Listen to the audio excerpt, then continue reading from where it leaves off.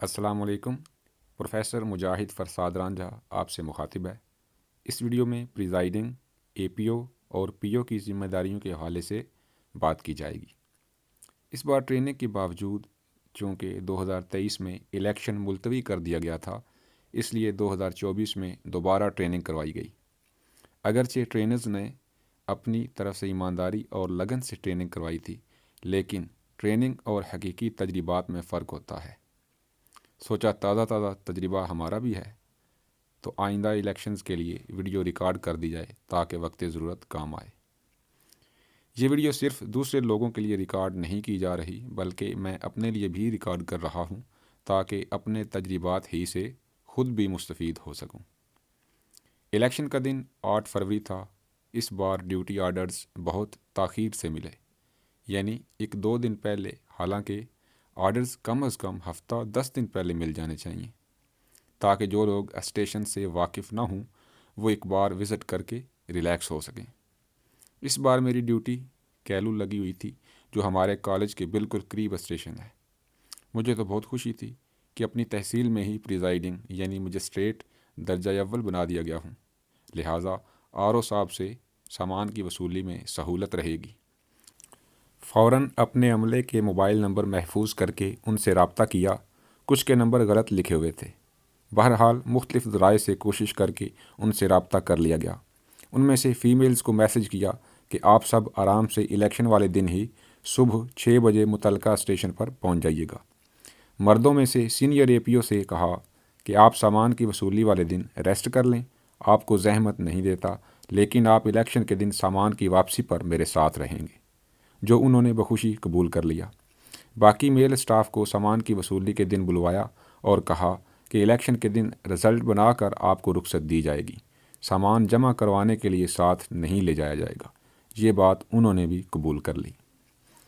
لیکن 6 فروری کو رات 10 بجے کے قریب میسج موصول ہوا کہ سامان کی وصولی تحصیل لیول پر نہیں بلکہ ضلع لیول پر ہوگی، اور تمام تحصیلوں کے پریزائڈنگ ایک ہی جگہ سے سامان وصول کریں گے، اور وقت صبح 9 بجے کا دیا گیا۔ سامان کی وصولی الیکشن کے دن سے ٹھیک ایک دن پہلے ہوتی ہے، یعنی سامان وصول کر کے پریزائڈنگ نے متعلقہ اسٹیشن پر چلے جانا ہوتا ہے، جہاں وہ مجسٹریٹی کے فرائض سر انجام دینے والا ہوتا ہے۔ افسران بالا کو کون سمجھائے کہ سردی کے موسم میں اتنا جلدی بلوا کر کیا کرنا ہے۔ بہرحال ہم بھی صبح تیار ہو کر پہنچ گئے، مگر سامان تقریباً 2 بجے کے بعد دینا شروع کیا گیا۔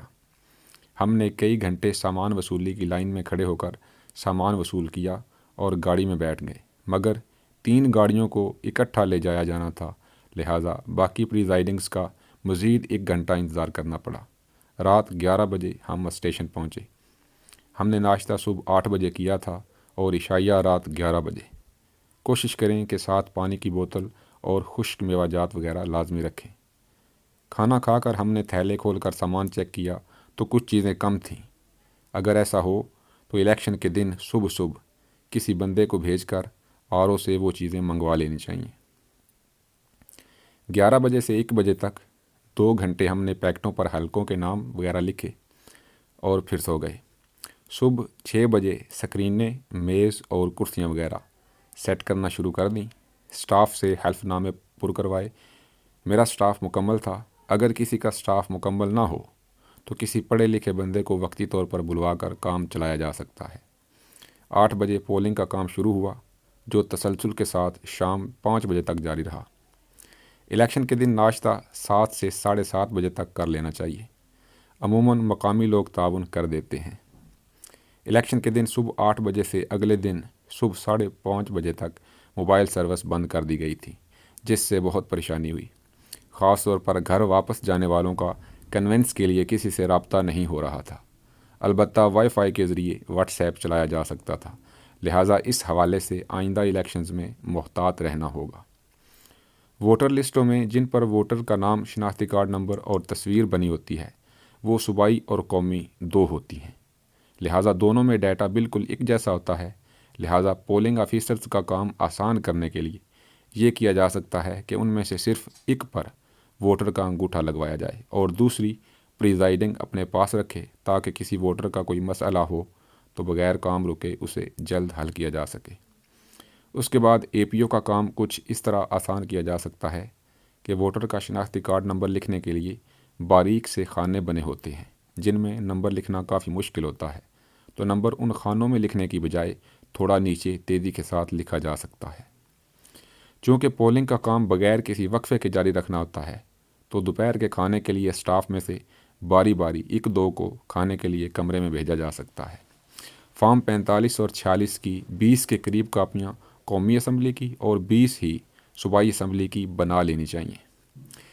6 ٹیمپر ایویڈنٹ بیگ ہوتے ہیں جن میں سے 3 قومی اسمبلی کے لیے اور 3 ہی صوبائی اسمبلی کے لیے ہوتے ہیں۔ ان میں سے ایک ٹیمپر ایویڈنٹ بیگ صوبائی اور قومی اسمبلی کے تھیلے میں ڈالنا ہوتا ہے۔ باقی 4 پاس رکھنے ہوتے ہیں جو آر او کو جمع کروانے ہوتے ہیں۔ اگر 4 میں سے کوئی کم ہو تو آر او مسئلہ بنا لیتا ہے۔ اس بار بھی کئی لوگوں نے فقط 2 ٹیمپر ایویڈنٹ بیگ پکڑ رکھے تھے جن میں سے ایک صوبائی اسمبلی کا تھا اور دوسرا قومی اسمبلی کا۔ حالانکہ قومی اسمبلی کے بھی 2 ٹیمپر ایویڈنٹ بیگ ہونے چاہیے اور صوبائی اسمبلی کے بھی 2 ہی ہونے چاہیے۔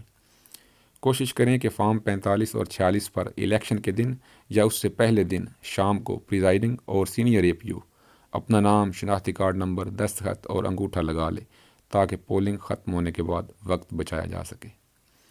ووٹوں کی گنتی کے دوران میں رفع عمل کے لیے صوبائی اسمبلی کے امیدواروں کے نام الگ صفحے پر اور قومی اسمبلی کے امیدواروں کے نام الگ صفحے پر فارم 45 سے دیکھ کر پہلے ہی رکھ لینے چاہیے تاکہ ووٹوں کی رفع تعداد ان پر لکھی جا سکے۔ اس رفع عمل سے بعد میں فارم 45 اور 46 بنانے میں بہت آسانی رہتی ہے۔ کچھ امیدواروں کے ووٹوں کی تعداد کافی زیادہ ہوتی ہے جس سے پیکٹ پھٹ جاتا ہے۔ حفاظت کے لیے ٹیپ یا مضبوط دھاگے کا استعمال کیا جا سکتا ہے۔ جمع کروانے کے لیے باقی سامان تو متعلقہ تھیلوں میں رکھا جائے گا جسے عموماً واپس وصول کرنے والا عموماً چیک نہیں کرتا، لہٰذا اگر کوئی چیز کم ہو یا خراب ہو تو بھی ٹینشن کی ضرورت نہیں۔ البتہ جیب میں رکھی جانے والی یہ 3 چیزیں بہت اہم ہیں: brass seal, 4 tamper evident bag جن میں فارم 45 اور 46 ہوتے ہیں، اور قبض الوصول۔ بہت شکریہ۔